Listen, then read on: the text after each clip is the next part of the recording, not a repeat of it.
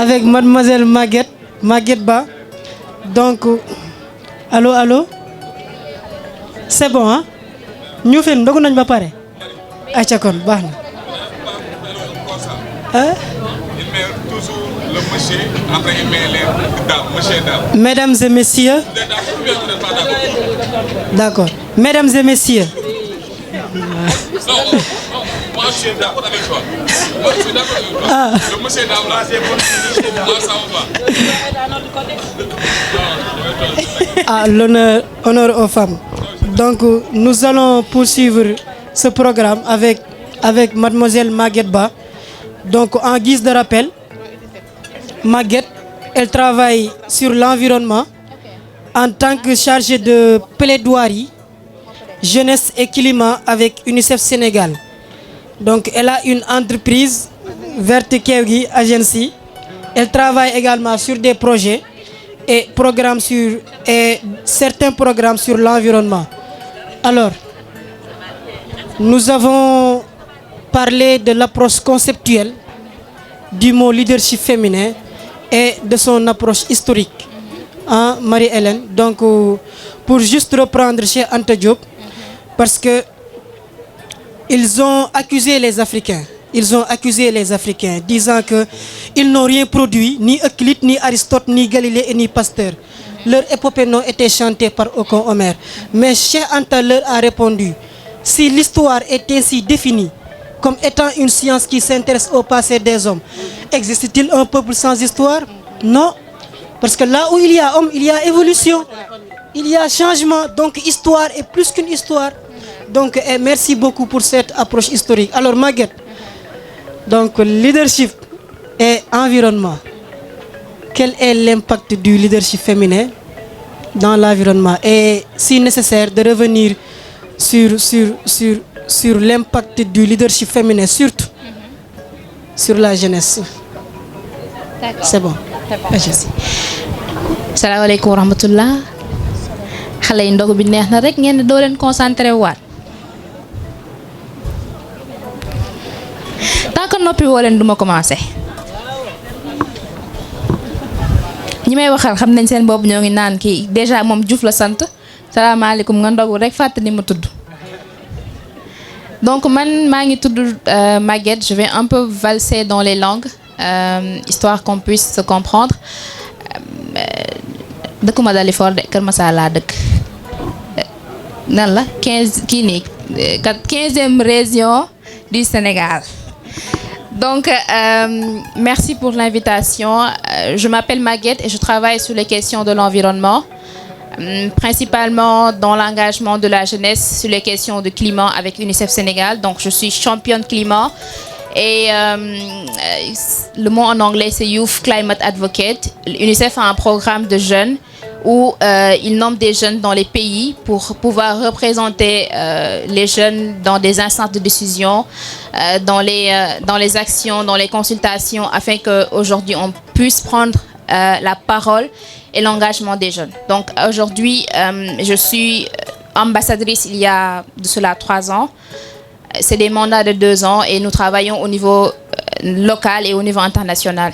Au-delà de ça, je dirige aujourd'hui une plateforme de jeunes qui regroupe 24 jeunes du Sénégal et de l'Afrique de l'Ouest, où nous essayons de travailler sur les questions de l'environnement, mobilisation communautaire, mais surtout d'influencer les politiques. Parce que comme vous le savez, tout le temps, dañuy yóbbu grand théâtre, ñu dem tàccul mag ñi, après ñu bàyyi ñu ñibbi. Léegi nag, on a décidé de ne plus être des spectateurs, mais plutôt d'être des acteurs. Et dans ce cas, il faut qu'on puisse travailler avec les politiques. On n'est pas politique parce que man bokk ma benn partie te parfois damay def ay kii nii lu ñu koy woowee front xale yi neen li may front dafa bari. Donc on essaie en fait de travailler avec les politiques, d'accompagner les autorités locales, internationales, avoir une vision sur environnement. Donc su fekkee dama ñëw ci environnement mooy alam bi mooy kew gi li ñu wër garab yi ndox yi te boo leen gisee ne instant bi am na changement bu ñuy sentir muy tàngoor bi par exemple li muy tàng léegi moo ëpp li muy sedd tellement que c'est compliqué. Ndox mi tamit dafa am dérèglement bu ñëwee mën na ñëw bu metti mu am ay inondations am ñu ci ñàkk seen dund et tout.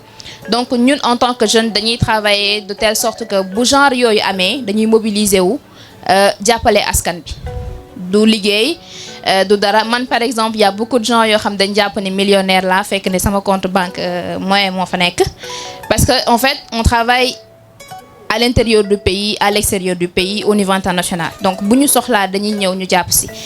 Je dis ça parce que on a parlé de leadership. Moi par exemple ñu bari ñoo ngi neen xam naa am naa ay 30 ans fekk ne amaguma sax 24 ans mais bien sûr kon gëmoo leen ma laaj leen ma année laa judd après ma vocal leen ko.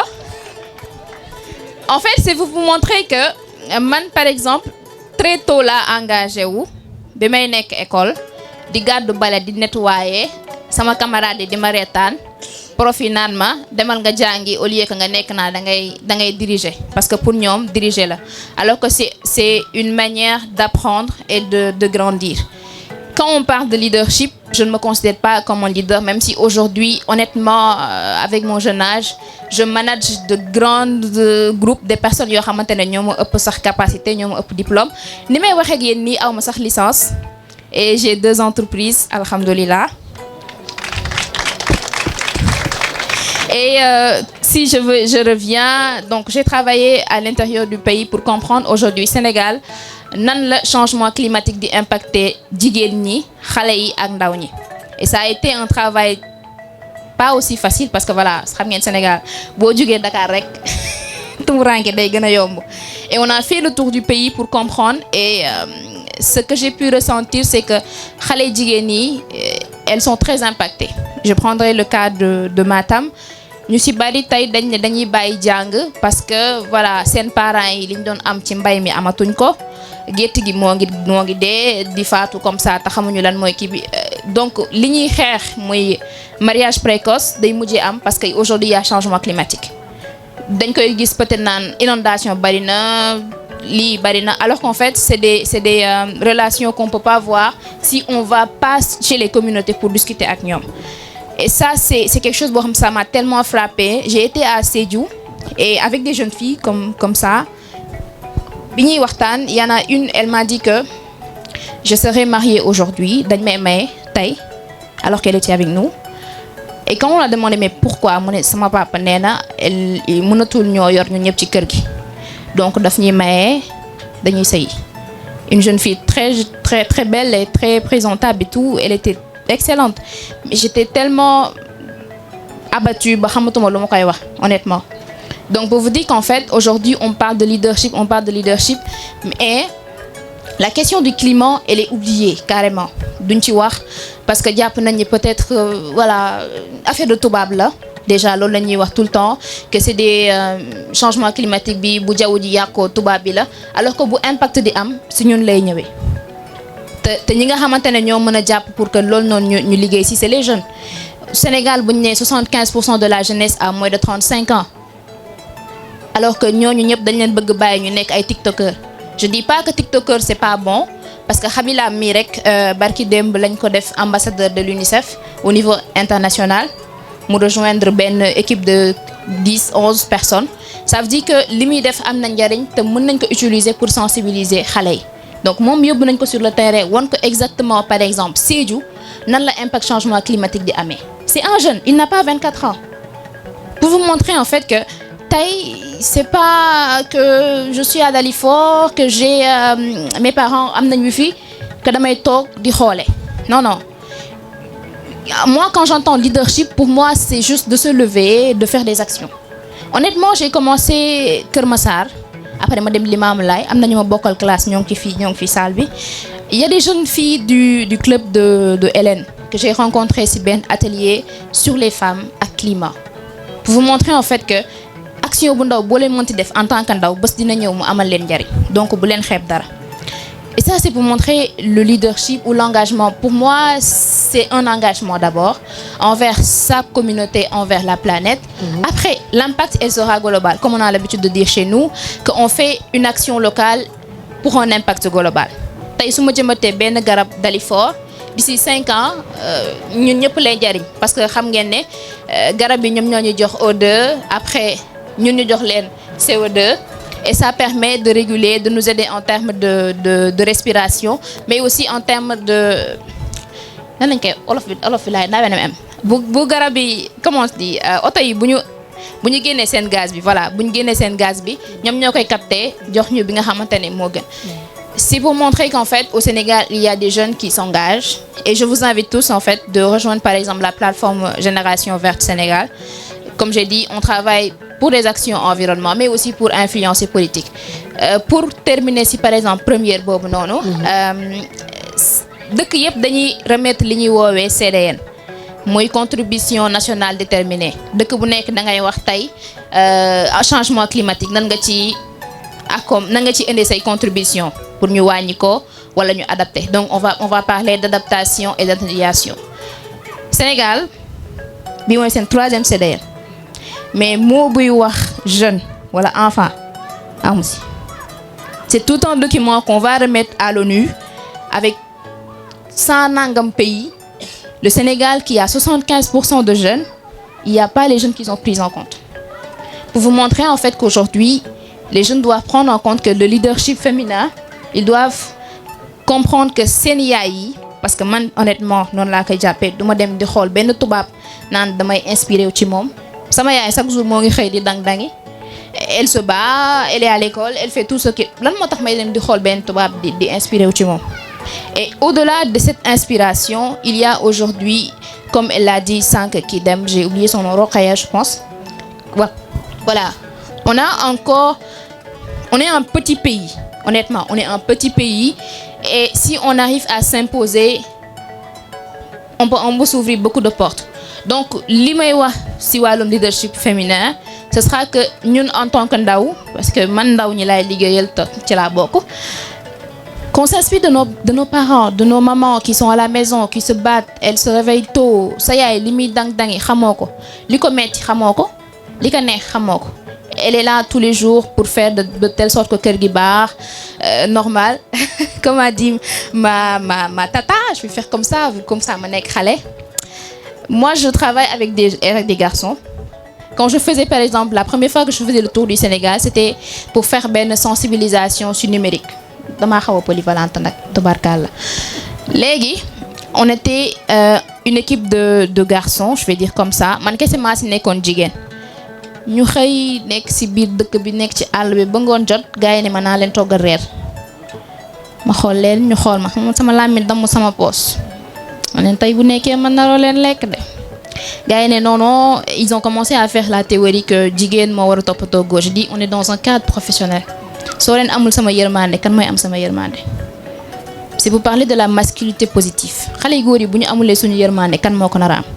Donc il faut qu'en fait aujourd'hui qu'on arrive à comprendre que c'est pas parce que jigéen nga que góor daf la wala exploiter. Donc on doit travailler ensemble de telle sorte que qu'on puisse s'en sortir. Donc pour clôturer leadership féminin et jeunesse. En septembre dernier, le monde a organisé le sommet du futur. Notre président y était.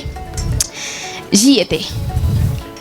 Et je pense que j'étais la seule Sénégalaise sax jeune qui y était. Genre officiellement ki jóge Sénégal dem parce que ñi fa nekkoon jóge wuñ Sénégal.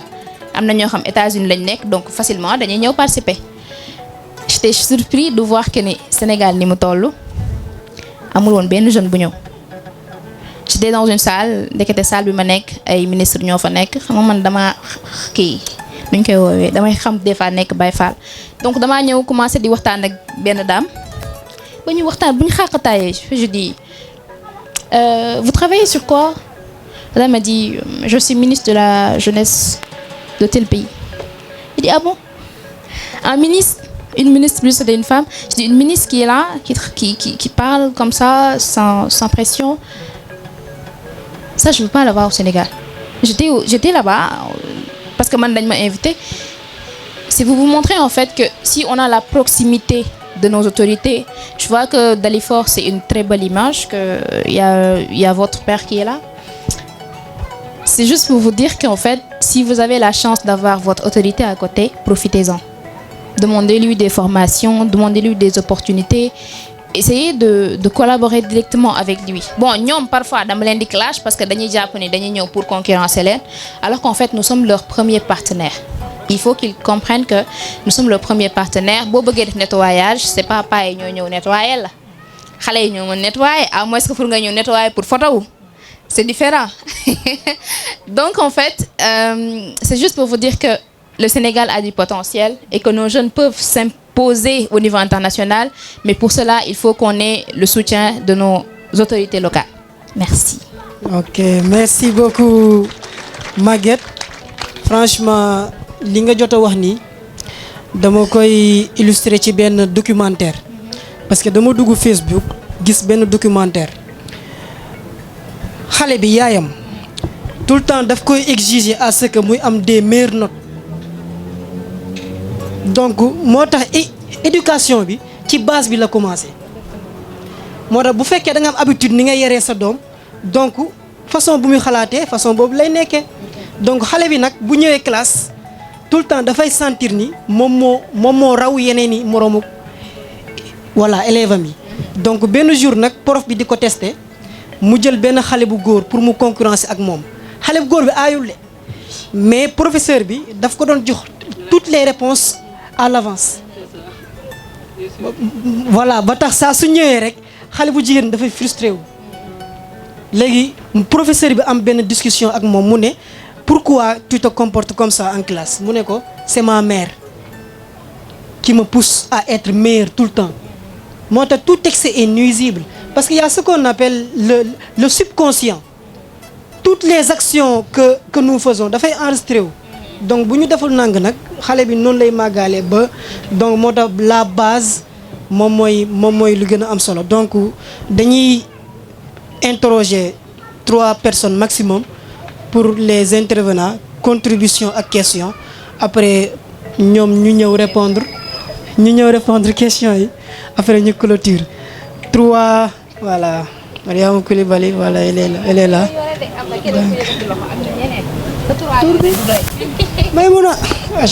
Maymuna ak kan Bokar Agna ak Acha c'est bon je pense que mën nañ jël yooyu noonu d'accord c'est bon.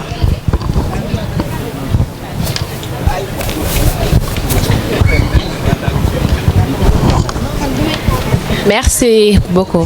Asalaamaaleykum. Nuyu naa mbooloo mi. Commencer ko par le premier magistrat de la commune, monsieur le maire Mamadou Mbengue. Merci pour ta présence. Ak say adjoint ak Auguste assemblée bi ñi fi toog ñëpp ku dugg ci cadre lim rek da ngay am koo omettre. Donc ñu nuyu nag panélistes yi. Mais bi ma toogee ngeen di développer sama xol bi dafa seet dafa frigidaire parce que thème bi ngeen développer ça me tient à cœur. Marie-Hélène Ndiaye, ma sister, Tata Seydou, Madame Touré et Madame Maguette, Mademoiselle, Madame Ndiaye. Ouais. Donc ñëw si essence su sujet bi man sama pensée nag si pensée patriarcale boobu laa koy accès premièrement parce que dañu am habitude tout le temps duñu gëmloo ko ne jigéen fu ñu tase rek du dem loolu du pensée wu jigéen parce que jigéen du ne jigéen fu ñu tasee du ñu dem non dañu bàyyi d'abord loolu ñu gën loo jigéen day jàppale jigéen day soutenir jigéen boo gisee sa morom jigéen nekk ci dara di évoluer balaa nga freiner essoram xool ko approcher ko def ko sa référence nit ki soo amul mentor soo amul référence quel que soit si domaine boo nekk doo dem nit dangay am mentor nga jàng si moom ngay évoluer dalay grandir loo nit mënul xam lépp ñun dañuy continuer di jàng ji au fur et à mesure di ne Zeyna man sama référence nga parce que nan nga mën a allier sa vie professionnelle ak sa kër ba instant yi yàqalu la dara danga ñuy inspirer donc tu es une référence pour nous donc di leen ne kese jigéen day jàppale jigéen am na ay ONG yoo xamante ne si loolu la ñuy yëngu parce que jigéen ñi mooy ñuy violence yu ñuy subir dafa bari autonomisation ñu koy clamer di ko clamer qu'en est-il ba tey jii qu'en est-il autonomisation bu ñuy clamer lan moo tax ba léegi ñu ngi avec tout l'effort que l'État fait avec tous les moyens qu'on fait lan moo tax ba léegi arrivé wuñu à cette autonomisation parce que les gens ne se sont pas posé les bonnes questions les gens ne se sont pas posé les bonnes questions autonomisation balaa nga see yegg nit ki day nekk ci benn état d'esprit sa mind self sa mental ñu may la jàmm boo nekku ci jàmm mënoo liggéey mënoo productif d'abord combattre sa état d'esprit sa mind self ku la xañ sa état d'esprit xañ na la lépp doo mën a jouir su quoi que ce soit xañ na la sa vie professionnelle donc premier combat bi nga war a lijjanti mooy sa mind self sa mental deuxième chose bi ci topp autonomisation bi ñuy wax jigéen ñi bon voilà ñëpp dañuy commerce ñëpp dañu bokk ci ay structure ñëpp a ngi tonti mais bu ñu jëlee xaalis yooyu lan nga koy doyee da ngay bokk natt tabaski c'est bien tabaski suñu religion la mais est-ce que loolu c'est ambitieux da ngay jël xaalis bi tabaskee ko nga reprendre le même cycle reprendre la même vie natt teggi sama jeune sœur yi natt bay bëgg a dee jëndee ko cheveux naturel alors que sa compte bancaire tu n'as rien alors que boo xëyee amoo dara est-ce que cheveux naturel boobu dina voilà di nga tagg cheveux naturel mais après même cycle bi ngay continuer même chose bi ngay continuer j'aimerais bien que natt épargne boo liggéeyee ba pare sa xaalis boobu nga xam nan nga koy doyee nan nga koy utiliser si lan nga koy dugal ñëpp bëgg nañ lu rafet man bëgg naa cheveux naturel mais du ma jël sama lépp sama vie yëpp yemale ko ci cheveux naturel dinaa jël benn épargner ko ba nga xam ne dina ma mën a dinaa ko investir si benn activité boo xamante ne mën na jur suba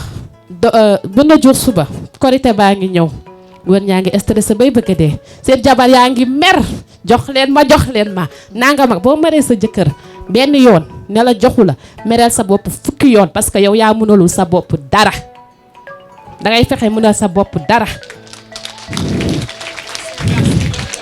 non c'est vrai tu commences d'abord par toi-même say attente danga ko commencer ci yow balaa nga kaa poser ci keneen et puis tamit ñu bàyyi sama jëkkër dama ko doon muñal oui ba dem na ba ci biir nangam ak nangam voilà lii la may fayee jàppale nga sa jëkkër mais pendant ce temps yow lan nga defal sa bopp est-ce que tu es allé te former est-ce que yokk nga say ressources est-ce que leneen ak leneen def nga ko waaye sa jëkkër dina la xoolee nii dina la dépasser parce que pendant que mi ngi jàng yow yaa ngi toog ci kër gi et que lu gën a metti mooy soo laajee ana madame dañ ne mi ngi kër gi pendant yow yaa ngi sagg xale yi di leen toggal di def tout di sacrifier sa jeunesse dañ la naan moom da deful dara pendant que yow sa tàngam monnaie si loolu noonu réfléchissez chère dame et que tamit beneen sujet bi plus souvent femmes yu mariées wu ñun bokk si régime musulman polygamie lañ signé polygamie lu muy rimee séparation de biens yow ak sa jëkkër seen alal à part la nga jël sa lépp jël sa temps jël sa jeunesse jël sa yëpp consacré ko moom am na possibilité marié yow am na possibilité li ngeen construire ensemble mu takk keneen mais yow amoo possibilité boobu mu sël say économie sa xaalis ak sa lépp séparé ko def ko sa tur pour say doom parce que yow xam nga ne amul benn yoon hypothèse nga marié moom am na hypothèse am na potentiel c'est pas réel mus leen di ngeen def seen xaalis xam leen ko ñu leen di fuuxal di leen non sérieusement les filles. merci beaucoup Mariama merci beaucoup merci. dama monopoliser parole bi li may wax ci war a wax ci thème bi dafa bëri et que dafa am ñu bëri ñu war a wax bëgg naa kontaan naa ci jotaay bi parce que 8 mars wala journée internationale des femmes day inscrire ci cadre xumbal ote suñu naxaar ñu bay bëgg a dee waaye suñu droit duñu ko mës a tegal suñuy rights duñu ko mës a dañuy lëndëmal dañuy fuuxal maa ko fi dagg ci beneen jotaay. Je vous remercie di balaa maa jeexal félicitations et mention spéciale à l'amicale des élèves et étudiants pour cette brillante pensée. Merci beaucoup. mais ñu cadre bu ñu waxee la présente Mame Asta Seck ma sœur et sama xarit sama lépp donc balaa maa terminer rek fi may terminer mooy que ne ñun maison de la femme bu mairie bu commune de Dalifort Foirail pour pare na commencé nañ suñuy activité yii ñoo tax ñu jóg tout ce qui est droit de la femme tout ce qui est projet pour femmes yi jàppalante liggante pour suñuy droit ba kenn du subir violence bu amee ku ko def ñun xam nañ fu ñuy jaar pour remonter ko ba plus jamais nit ki def ko mais na doon dëgg bëgguma ñëw nga naan waxee ma ko woon nii wala loo may dugal rek na leer am na ay ONG yu koy traité di ko traité donc si autonomisation et beaucoup de choses donc maa ngi gàttal di nuyu ñëpp encore une fois cette auguste assemblée. Ok, merci beaucoup Mariama donc dañuy jox Ahmed Faye dañuy jox Maymouna après ñu ñëw ci côté bii nii jox monsieur le maire monsieur Maymouna. Salaamaaleykum bonsoir à toutes et à tous man maa ngi tudd Maymouna Ba dëkk Dalifort di liggéeyee Enda Énergie sur tout ce qui est environnement sur tout ce qui est développement durable sur tout ce qui est changement climatique autonomisation de la femme et résilience de la femme.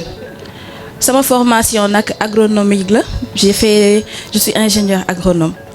Lu may njëkk def moom mooy damay remercier l'amicale ñi nga xam ni am nañu pensé daal di organiser journée bu mel nii maa ngi koy magnifier bu baax a baax. C'est une première fois ma ñëw ci seen activité te dama ci sentir benn mbégte boo xam ni mënu ma ko wax. Beneen bi moom mooy maa ngi remercier les panélistes qualité seen intervention lépp lu ñu fi wax ça m'a touché ça m'a beaucoup ému. Man dama ci dolli. Damay poser question également lu ma siy dolli moom mooy au Sénégal actuellement nous sommes 50% de femmes ci population sénégalaise 50,24% de femmes je donne des chiffres il y a 39 ministres ci biir 39 ministres il y a que 7 femmes nga ñëw ci mairie il y a que 20% de femmes maires au Sénégal. nga ñëw ci administration sénégalaise il y a moins de 30% de femmes leaders nga ñëw ci secteur privé il y a moins de 15% de femmes leaders loolu est-ce que jaadu na non je pense que war nañu jug ñun femmes dëggal suñu bopp certes que y a des obstacles da ngay jël soo waree jàngi yow nga nekk ak sa moroomu góor ci biir kër gi soo xëyee war nga bale fobeere doogay dem école. Xale bu góor bi day yeewu yow mi jigéen sax yaa koy defaral ndékki ngeen ànd dem jàngi nga wàcc nga ñëw jàppale sa yaay moom mu ngi tëdd du noppalu inégalité bi foofu la jiitoo nga nekk dans un ménage war a dem liggéey soo xëyee yaa ngi xool sa kër noo ngi koy toppatoowee ba pare doogay dem soo wàccee yaa ngi ñëw toppatoo sa jëkkër en même temps te yow yéen a bokk li ngeen di liggéey naka nañu mën a def ba concilier vie sociale ak vie professionnelle loolu c'est une question qu'on doit se poser nous femmes parce que daf ñuy freiner ci suñu émancipation te c'est très important nga ñëw ci wàllum protection sociale ñu ni la ku jigéen ki day cotiser même montant que ku góor ki yéen a bokk salaire yow jigéen yow yaay ëmb yow yaay wasin ñu ni la 2 ans rek ngay fayeeku somme dérisoire 2500 francs par mois ñu ni la à partir de 2 ans ku góor ki moom mooy continuer di fayeeku yow yaa ëmb yow yaa yar de ku góor ki continuer di fayeeku te yow ñu ngi lay dagg autant que moom nuñ koy daggee je pense que war nañu taxaw war a def taxaw seetlu ci loolu. ñi ngi organiser des journées de 8 mars suñu mbokk yu jigéen yu bare man je pense que suñu tolloo ci étape bi am nañ ci ñun part de responsabilité on crie partout autonomisation de la femme.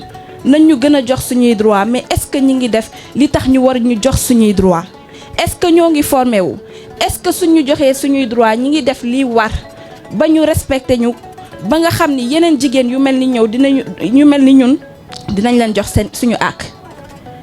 Madame a parlé de l'environnement. Il y a la conférence des parties, la COP. Boo xam ni chaque année dañ koy organiser. Taux de participation des femmes c'est 20%. Et on te dit que c'est une participation muette. On crie, on dit que dañoo bëgg dem participer suñu demee shopping nañ fa nekkee. Est-ce que loolu moo tax ñu naan autonomisation de la femme, émancipation de la femme?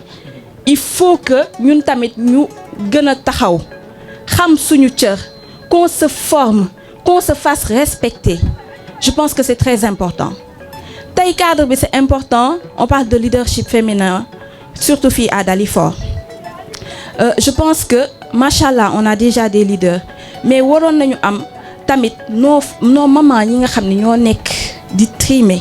Il y en a qui ont réussi, qui ont entrepris et qui ont réussi. ñoo xam ne waroon nañu ñëw wax seen parcours daal di ñuy wan yoon bi nañu nii nañu def ba àgg fii ñu gën a dolli loolu.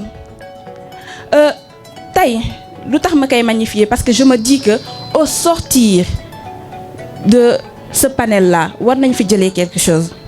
mooy question bu may ñëw poser suñu panélistes yi lan ngeen yaakaar nañu war a def pour les jeunes femmes de Dalifort pour mën a am leadership durable.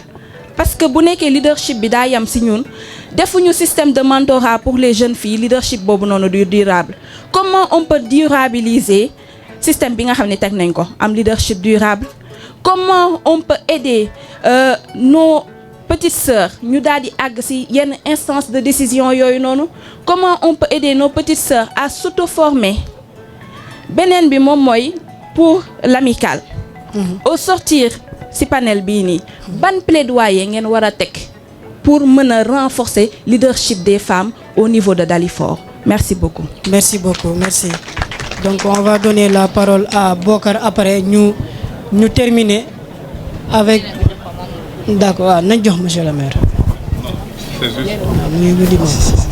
Bon, bonsoir tout le monde.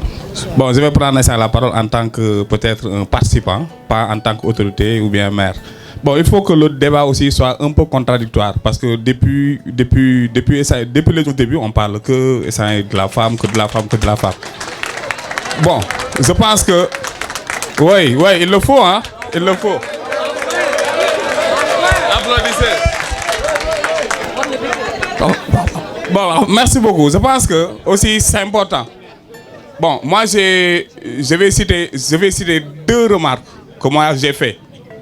Est-ce que vous avez une fois assisté dans un panel? Est-ce que vous avez une fois assisté dans un panel où on parle leadership des hommes? Vous ne l'avez jamais assisté?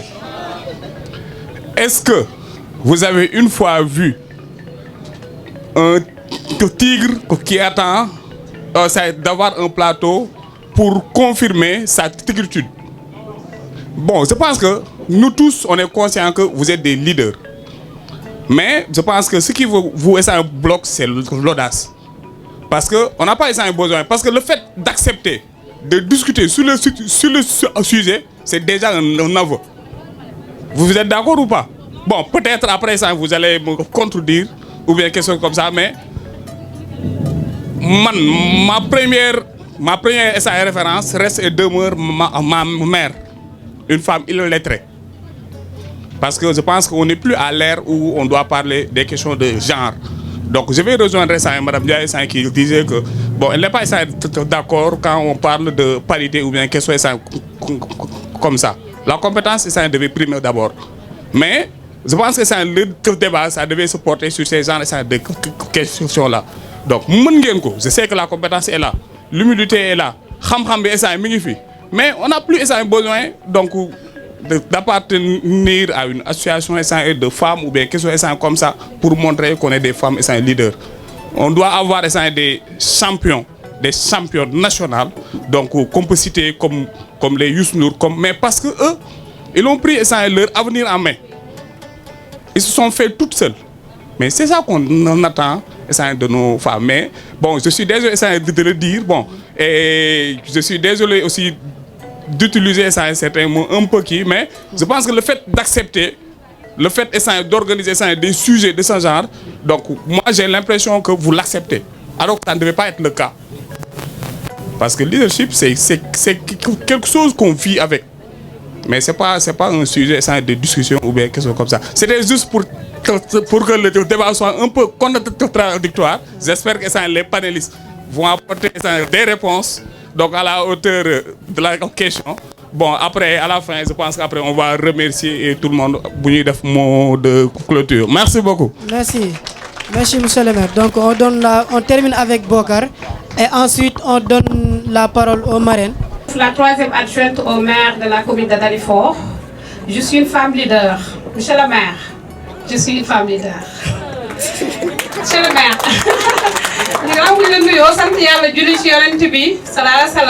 les panélistes. Je vous nomme ma maman, nommée Tata Seynabou. Je vais saluer aussi ma petite sœur adorée, Machallah, la lionne, la battante, Marie-Hélène. Je salue tout le monde. Je salue également ma délégation, je vous nomme Cheikh Beto, qui est le responsable jeune, Adama Bari. Je vous nomme Ami Ndiaye, Ami Thiam, Seynabou Ndiaye, Didjeza et Petit. Merci beaucoup. Je félicite la présidente.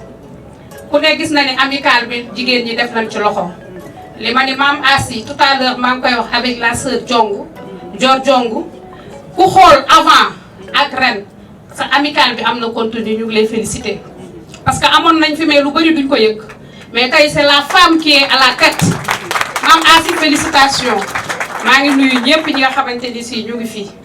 Du mouvement Paris sur l'avenir. Un mouvement politique, mais sur le plan politique, j'ai une expérience de 27 ans. Sur le plan professionnel, j'ai une expérience de 21 ans que j'aurai peut-être un jour l'occasion de partager avec vous. Je vais commencer tout d'abord par présenter la délégation qui m'accompagne. À ma gauche, j'ai Madame le maire Assou Nanko, elle est conseillère municipale, présidente de commission. Je suis avec les membres du mouvement Paris sur l'avenir, en l'occurrence Madame Aïssatou Sarr, Madame Anna Sen et Monsieur Moustapha Mas, qui est le responsable des jeunes. Je remercie tout d'abord les panélistes pour leur brillant exposé. Mais à leur suite, il me sera très difficile de prendre la parole après leur brillant exposé. Mais je vais essayer.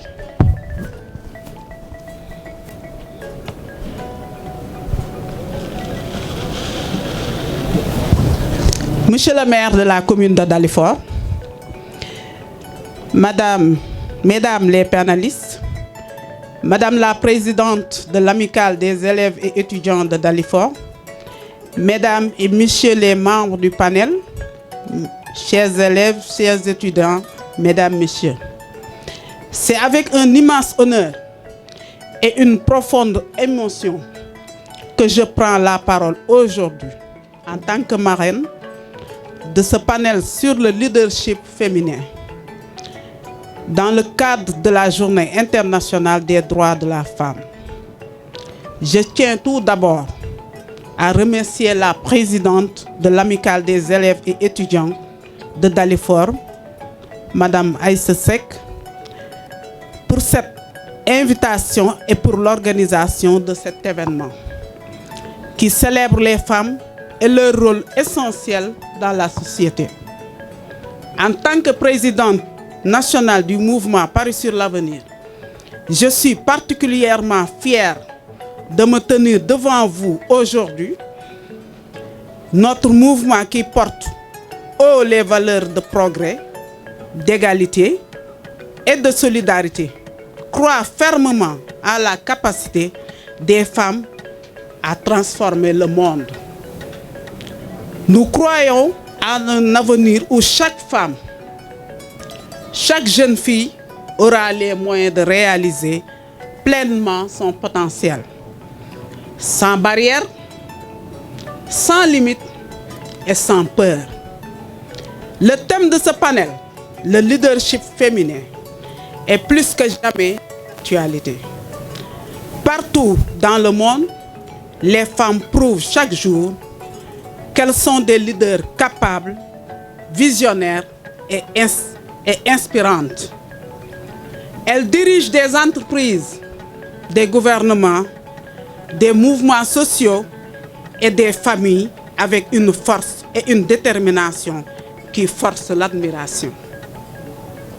Pourtant, malgré ces avancées, le chemin vers une véritable égalité reste long. Les obstacles persistent, les stéréotypes, les discriminations et parfois même la violence. Mais aujourd'hui, nous sommes ici pour célébrer les victoires, pour inspirer les générations futures et pour rappeler que le leadership féminin n'est pas seulement une question de droit, mais aussi une nécessité pour notre société. Les femmes apportent des perspectives uniques, des solutions innovantes et une empathie naturelle qui enrichissent dans tous les domaines de la vie. Quand une femme prend la place de leader, c'est toute la communauté qui en bénéficie. Chers jeunes, vous êtes l'avenir de notre nation. Vous êtes les artisans du changement que nous appelons de nos vœux. Aujourd'hui, je vous lance un défi. Osez rêver grand. Osez briser les barrières. Et osez croire en votre capacité à changer le monde. Aux jeunes filles ici présentes, aux jeunes filles ici présentes,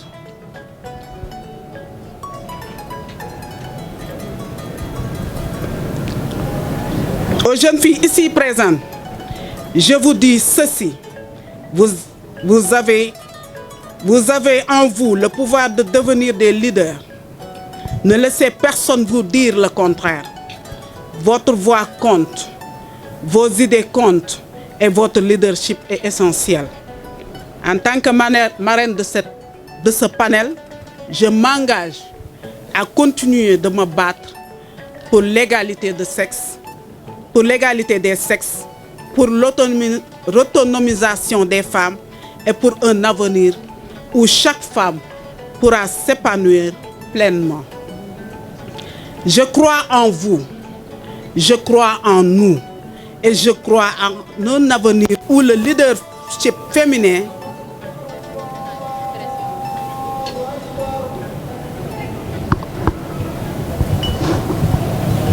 Oui, Aliou, j'ai omis tout à l'heure de saluer les marraines. Je pense que j'ai salué monsieur le maire également. Donc, voilà, donc je m'associe aux salutations et aux remerciements. Madame la marraine, Madame le maire, Madame Diouf, Madame Dior qui vient de sortir, Tata Ndaye Dramé, donc, et toutes les autres femmes qui sont ici présentes. Je salue également la délégation avec laquelle je suis venue. Adja, on habite dans la même cité. Elle est venue à cause de l'invitation de AC. Donc en sortant de ma maison, on s'est croisés et je l'ai amenée. Elle a fait partie de ma délégation. Et Abdoulaye Kouya ainsi que les membres du club d'anglais de Dalifort. Un jour, je partageais un panel avec Guy Marius Sagna. J'étais à ce panel en tant que représentante de mon organisation Africans Rising. Guy Marius Sagna qui dit, votre structure qui s'appelle Africans Rising, vous nous parlez de Africans Rising, mais l'Afrique a toujours rising. Je lui dis, monsieur Sagna, vous faites fausse route, je suis désolé. On ne parle pas de Africa Rising, mais de Africans Rising. C'est vrai, l'Afrique a toujours rising. Mais là, on parle des Africains eux-mêmes qui doivent prendre conscience pour se lever pour la justice, la paix et la dignité. Toujours le sieur Sagna qui dit, Les politiciens, quand ils sortent, ils ne vont jamais avec leurs enfants. Quand ils font des meetings, des émeutes, tout ça, ils sortent jamais avec leurs enfants. Et je dis à Guy Marius Sagna, qui est devenu un ami, est-ce que pour ce panel-là qui parle du panafricanisme, est-ce que pour ce panel-là qui parle de l'engagement des jeunes, vous êtes venu avec vos enfants? Il était là, bouche bée. Je lui ai dit, moi, je n'ai pas encore d'enfants biologiques. J'ai ces enfants-là, les membres du club d'anglais que je forme. Ce n'est pas anodin le fait que j'ai décidé de citer cela. Pourquoi? Parce que, monsieur le maire, quand vous dites que le tigre n'a pas besoin de proclamer sa tigritude, c'est vrai. Le fait de parler d'un panel sur le leadership n'est pas accepter notre sort. Non, c'est inspirer des personnes qui sont désespérées, qui sont désengagées et qui ne croient pas qu'elles peuvent faire comme Marie-Hélène. J'ai été invitée en Thaïlande pour parler de mon engagement citoyen. J'ai été invitée en Afrique du Sud pour partager mon expérience en tant que candidate indépendante femme. Monsieur le maire, quand vous dites que le fait qu'on parle du leadership féminin, c'est accepter notre sort, c'est comme dire le fait de parler de développement, c'est accepter notre appauvrissement. Non, c'est parler de développement pour changer les normes. C'est parler de développement pour changer la donne. C'est parler de développement pour une transformation sociétale systémique. Vous voyez? Donc c'est à ces jeunes filles, moi, que je forme. Moi, je me suis engagée pour la commune. Par la force des choses, j'ai intégré une ONG internationale. Étant au Sénégal, j'ai eu la chance qu'on me paye en dollars. Et je me dis, après une introspection, je me dis que c'est l'engagement désintéressé que j'ai fait. Apprendre la langue anglaise, la maîtriser et décider de la partager avec mes frères et mes sœurs. Je sais que c'est ce que je fais au Sénégal, je fay dollars. Monsieur le maire, bi yàlla dogalee ma intégré ONG internationale yàlla dogal may voyager partager sama expérience yàlla dogal aussi may liggéey si li nga xam ne sama passion la muy tout ce qui a trait avec les jeunes et les femmes ONG bi may liggéeyee loolu laay gérer et récemment sur les femmes.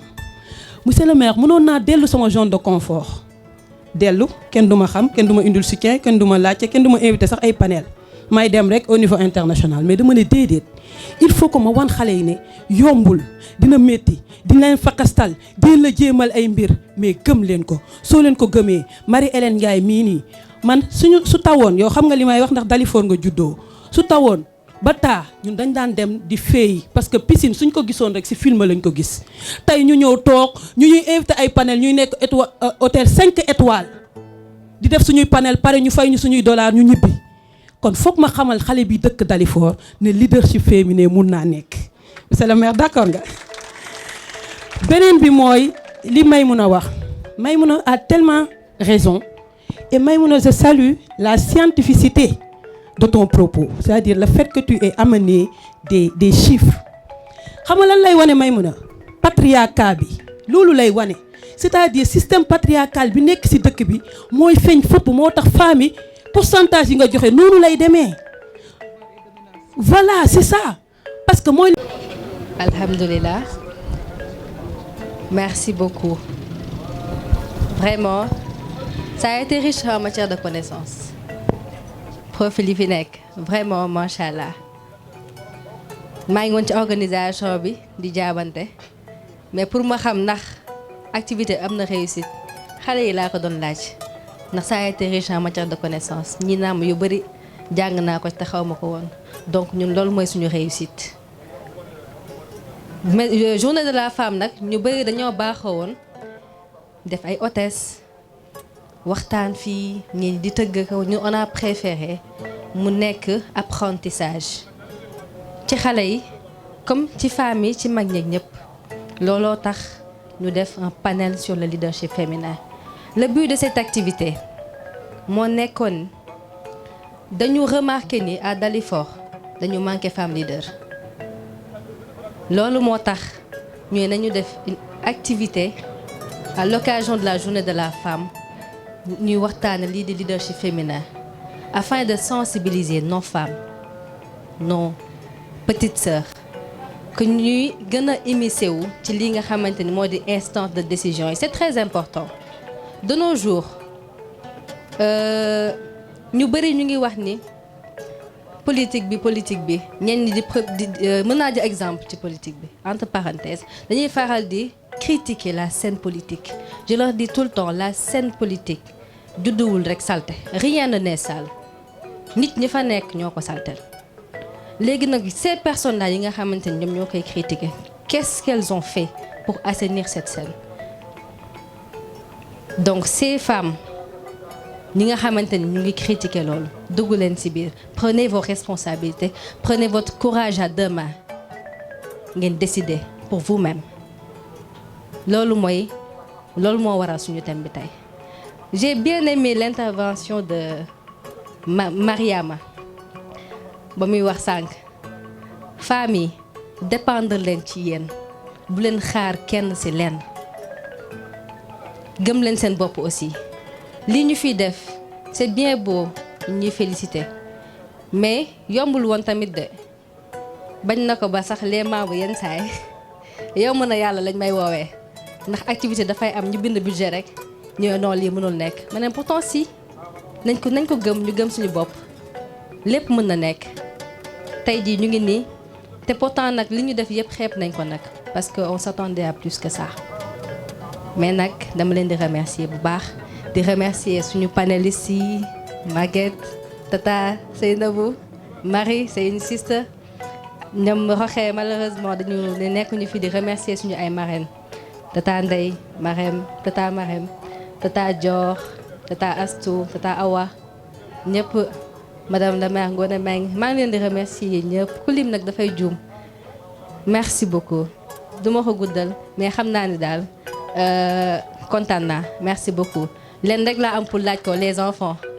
est-ce que activité bi neex na leen man yéen rek a may intéressé les élèves et les étudiantes du moins est-ce que ça a été riche en matière de connaissances? Il faut répondre, répondez c'est sûr.